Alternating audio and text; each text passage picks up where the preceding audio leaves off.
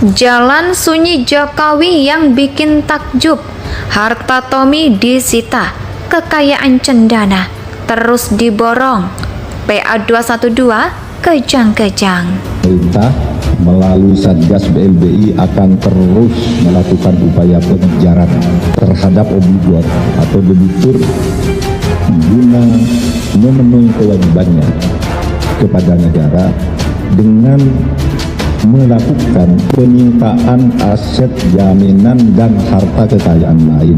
Tentu kalau yang sudah prioritas adalah yang memang sudah jelas dan ada hak tagihnya, ya kita lakukan saja karena kan sudah 20 tahun. Kemudian kita juga akan terus menghubungi mereka tersebut, makanya tadi ada pelacakan dan ada juga dari sisi penagihan dan litigasi. Di sini peranan dari Bareskrim, BIN dan Kejaksaan menjadi sangat penting. Dan kami akan mengeksekusi melalui PUPN. Ya, tapi pantas saja jika ada yang bilang kemudian begini, memang rejim Jokowi ini dolim dan bikin susah saja. Ya gimana gak susah ya? Masa sekali nagih hutang sampai 2,6 triliun rupiah? Tapi yang jelas dari kejadian ini kita jadi semakin tahu pantas saja jika keluarga cendana selama ini tidak pernah mendukung pemerintahan Jokowi. Lawang Jokowi ini gak bisa diajak kompromi, bos. Iya kan? Memang Jokowi ini orangnya keras kepala. Good job. Indonesia sejak dulu kala tetap dipuja-puja bangsa. Semakin terasa dan semakin terang kenapa Jokowi terus-terusan diamuk oleh para penjaga warisan yang sakit hati, yang ikut ribut soal Jiwasraya. Sementara untuk kasus yang asli merugikan umat justru kelepek mingkem meski yang terciplak lumpur.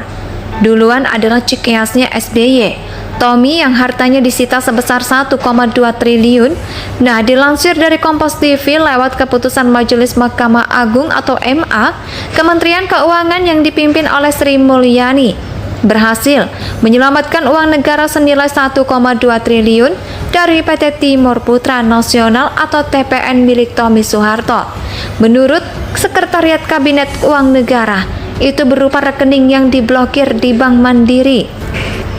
Dilansir dari Intisari, MA telah memutuskan menolak upaya peninjauan kembali atau PK yang diajukan oleh TPM terhadap putusan PK perkara 118 di PM Jakarta Utara.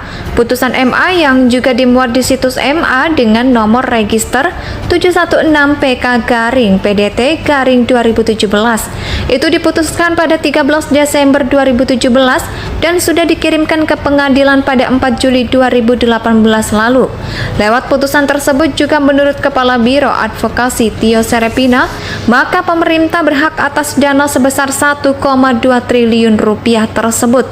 Tidak hanya itu, Sri Mulyani juga punya hak tagih atas seluruh hutang TPM kepada pemerintah RI. Ditambah dengan masih terdapat juga 5 perkara perdata terkait PTN di Pengadilan Indonesia yang diantaranya sudah sampai kepada tingkat MA. Keputusan tersebut langsung disambut baik oleh Kepala Biro Advokasi Sekretariat Jenderal Kementerian Keuangan, Tio Servina. Mengapa? Karena menurut Tio, kemenangan itu sudah lewat proses pembuktian dan argumentasi hukum yang kritis dengan keputusan tersebut, kata Trio. Kemenangan pemerintah sebagai pihak yang berhak atas dana sebesar 1,2 T itu pun dikukuhkan. Selain itu, putusan MA juga menjadikan Menteri Keuangan sebagai pemegang hak atas seluruh hutang PTPN kepada pemerintah. Maka dengan begitu PTPN tidak lagi punya kesempatan untuk melakukan upaya hukum lain atas perkara mengenai hutang PTPN. Alangkah menakjubkannya jalan sunyi yang dilakukan oleh Jokowi. Perusahaan otomotif Utomo Mandala Putra alias Soeharto yang bekerja sama dengan Kia Korea Selatan untuk mengerjakan mobil nasional di Indonesia itu awalnya dituduh menunggak pajak bea masuk impor mobil sampai akhirnya otoritas memblokir dana 1,2 T milik PTPN.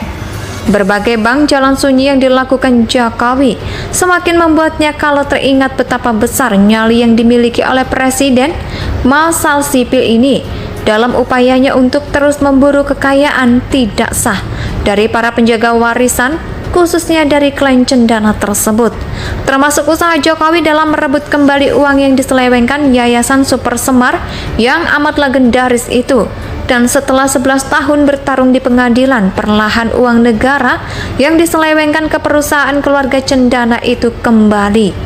Kasus bermula saat Presiden Soeharto mendirikan Yayasan Super Semar pada 15 Mei 1974. Tujuannya tentu saja dikemas sangat mulia, yaitu untuk membantu pendidikan Indonesia. Namun pola kas umumnya berulang, tak lama berselang langsung terlihat tenggelam. Santai-santaikah menghadapi oligarki cendana? Ya, katakan dah, kalau Jokowi begitu santai menghadapi munculnya oligarki cendana sejak KPU menyatakan partai berkarya lolos verifikasi menjadi peserta pemilu 2019. Kesampaian Jokowi ini memang sudah menjadi pembawaan dirinya. Saya pikir tidak ada yang tahu kapan Jokowi panik. Para elit kubu sebelah beberapa kali menuju Jokowi dalam kepanikan hanya dengan menyimpulkan dari pernyataan yang dikeluarkan oleh Jokowi yang sebenarnya mampu membuat mereka ketakutan.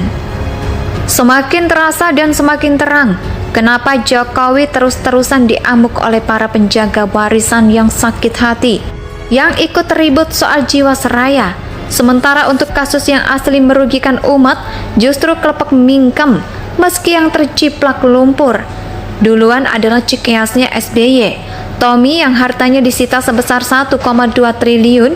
Nah, dilansir dari Kompas TV lewat keputusan Majelis Mahkamah Agung atau MA, Kementerian Keuangan yang dipimpin oleh Sri Mulyani berhasil menyelamatkan uang negara senilai 1,2 triliun dari PT Timur Putra Nasional atau TPN milik Tommy Soeharto. Menurut Sekretariat Kabinet Uang Negara, itu berupa rekening yang diblokir di Bank Mandiri. Dilansir dari Intisari, MA telah memutuskan menolak upaya peninjauan kembali atau PK yang diajukan oleh TPM terhadap putusan PK perkara 118 di PM Jakarta Utara. Putusan MA yang juga dimuat di situs MA dengan nomor register 716 PK/PDT/2017 itu diputuskan pada 13 Desember 2017 dan sudah dikirimkan ke pengadilan pada 4 Juli 2018 lalu.